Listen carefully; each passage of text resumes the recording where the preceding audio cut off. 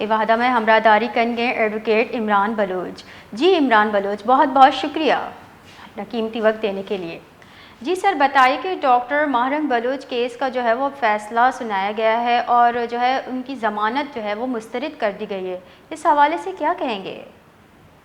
जी वालेकुम अस्सलाम, बहुत बहुत शुक्रिया। जी जमानत मुस्तरद नहीं की गई, इसमें 3 MPO का केस है तो इसमें जमानत नहीं होता। हमने पिटीशन लगाई थी, डीसी का जो नोटिफिकेशन है 3 MPO का, कि उस नोटिफिकेशन जो इसमें हमारी बुनियादी जो इंसानी और कॉन्स्टिट्यूशनल हकूक है उनसे हमें महरूम रखा गया था। हमने उसको चैलेंज किया था कि हाई कोर्ट जो है उस नोटिफिकेशन को मनसूख कर दे, लेकिन आज जो है हाई कोर्ट ने अपना फैसला सुना दिया और उस फैसले में उन्होंने हमारी पिटीशन को कन्वर्ट कर दिया है रिप्रेजेंटेशन में, यानी होम डिपार्टमेंट बलूचिस्तान उसको भेज दिया है कि वो इसको सुन ले।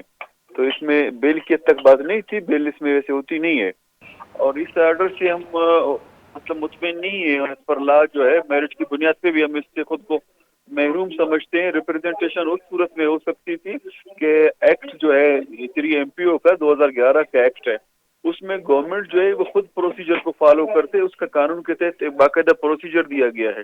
प्रोसीजर ये है कि जिसको आपने डिटेन करना है उससे पहले उसके कुछ राइट्स है, प्रोसीजर है। आप उसको नोटिस करते हैं, अगर नोटिस सर्व ना हो तो आप पब्लिकेशन करते हैं, उसको बाकायदा मौका देते हैं वो आए बिफोर द कमेटी पेश हो और आपके अपने पास जो एलिगेशन है उसके खिलाफ विद प्रूफ आप उसको उसके सामने पेश करेंगे और उसको मौका देंगे विद एविडेंस वो खुद को डिफेंड करे। अगर डिफेंड में उन्होंने प्रोसीजर फॉलो नहीं की तो इसमें रिप्रेजेंटेशन की बात नहीं बनती। दूसरी ये है कि अगर इसको आज ये कन्वर्ट ना करते तो हम सुप्रीम कोर्ट जा सकते थे। दरअसल इन्होंने हमारे सुप्रीम कोर्ट जाने का रास्ता बंद कर दिया है।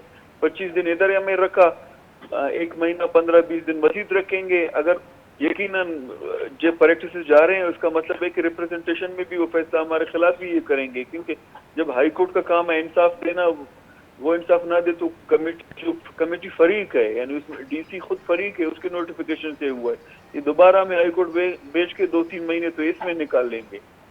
यानी इंसाफ के तकाजे, आईनी और कानूनी तकाजे जो है वो पूरे नहीं किए गए हैं। इसमें हम हर तरह से खुद को आईन और जी कानून के हवाले से महरूम एडवोकेट समझते साहब, हैं। आइंदा लाए अमल क्या होगा आपका? जी इन्होंने तो खुद ही कन्वर्ट कर दिया है हमारी पिटीशन को, वहां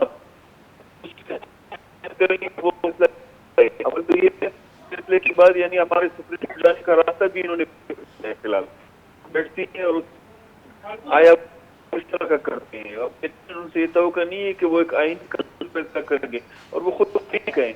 अवल तो ये कानून के तकाजों को उसमें पूरा नहीं किया गया है।